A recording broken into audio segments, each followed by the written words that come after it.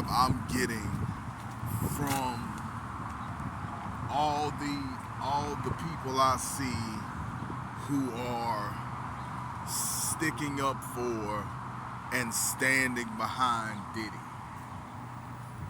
Specifically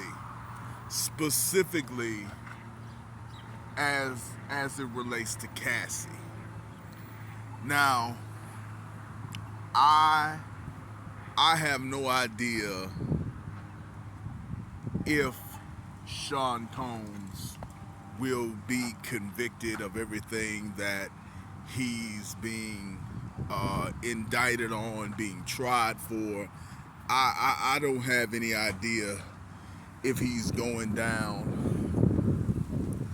uh, for all of the crimes that he is being charged with. But but what I don't like is these guys who are talking about Cassie wasn't innocent. Like that's something I've seen a lot, and I'm not following this thing closely. I'm not keeping up with the day to day. I'm not in that. But to the people that I still have in my subscription list from the period of my life when I was a very toxic individual, and I'm still trying to do the detox of the toxic. But I see it popping up. Cassie wasn't innocent. Cassie was with it. Cassie is complicit, and it it just it just makes me look at these individuals like they don't believe that a woman could be abused. They don't believe that a woman could be in a situation where she feels that she can't leave, where she feels trapped by a powerful man. And she has her highs and her lows with that powerful man. It's like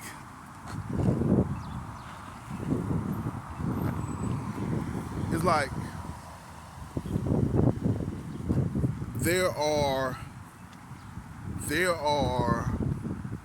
children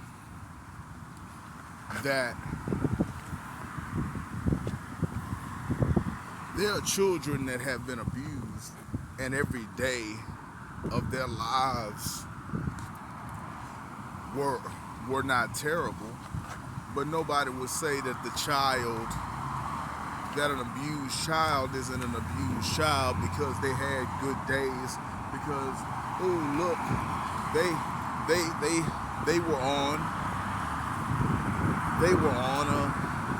they were in a bouncy house.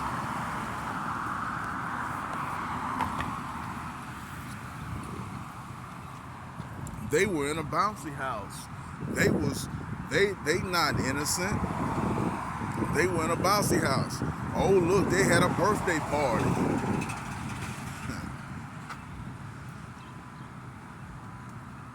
This Cassie thing, this Cassie and Diddy situation has exposed a lot of the people who I thought may have been stand-up dudes, truth tellers, to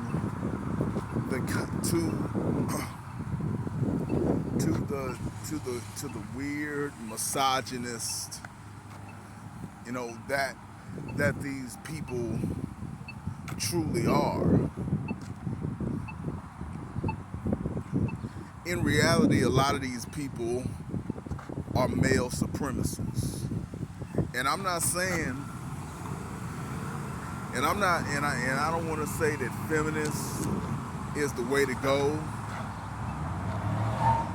but a lot of these dudes are male supremacists, and they believe that anything that a dude wants to do is okay, short of murdering a chick, or, excuse me, unaliving a chick. Forgot where I was. Short of unaliving a chick, short of unaliving a chick, anything goes. And unless, not only does there have to be, not only does there have to be video evidence of of a man being abusive for these dudes to cop to anything, but there has to be video evidence and photographic evidence of every incident that ever happened, and the person accused has to confess. It reminds me of that Dave Chappelle skit when somebody asked Dave, or the character that Dave was playing, what would it take for you to believe that R. Kelly is guilty? And he said R. Kelly would have to be there, and his grandmother would have to be there. The girl would have to have 2 forms of ID. That's kind of what's necessary for these dudes to buy into the fact that Cassie is a victim and she was not a power player in this situation against Diddy. That she wasn't somebody who was just the vice president in Diddy's freak off empire, because they want to give men the benefit of the doubt at every turn. I don't think there's anything wrong with a man being freaky. I don't think there's anything wrong with a man I don't think there's anything wrong with a man having a fluid sexuality. But I do think that it's wrong for a man to do criminal things and to use their power to hide their criminal acts and to feel that they are above the law in hurting and abusing people for years and years. And then all these people in the industry, all these men in the industry want to defend what Combs has done, or what Combs is accused of, even though he's in trial, even though he's going through due process. They want to stand firmly on his side.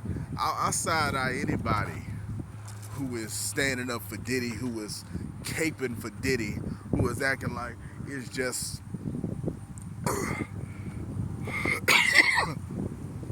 that it's just a ploy to bring a black man down, or it's just, oh, look at the time. Anybody that's standing for Diddy's side, it's like Cat Williams said, there's God's side and there's the other side. Now I'm not a religious person. I don't like to invoke the name of religion, the name of anything like that. But I believe there's the righteous side, and then there's the unrighteous side.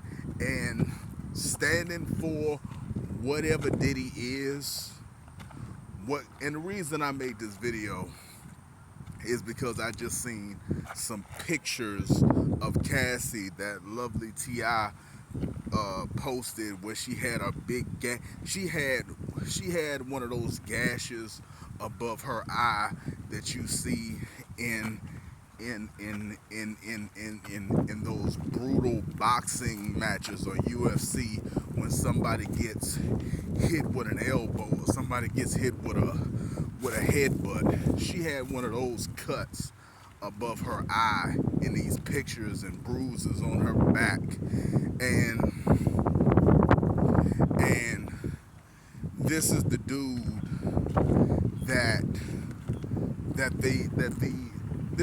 this your man's, this the man's you standing up for, this the dude that you want to stick your name behind as, oh, it's just a freak off and it's just a party and and she was a willing participant.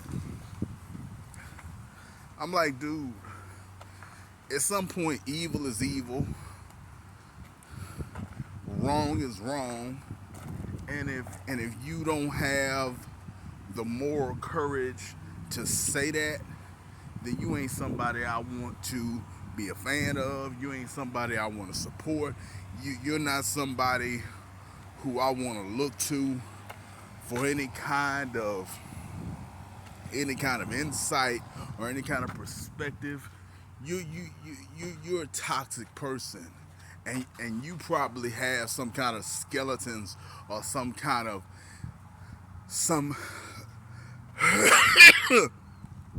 some kind of evil energy in you that makes you so interested in defending that kind of behavior. Anyway, that's really all I gotta say. I am not a fan of the people who are speaking negatively on Cassie to defend Diddy as if Diddy has done nothing wrong, when there are things that we know for a fact that he's done wrong, and they're acting like this whole legal incident is baseless and he should be free to continue to do whatever he's been doing in the shadows. And that's something that I simply don't disagree with. Anyway, tell me what you think. I'm out. Peace.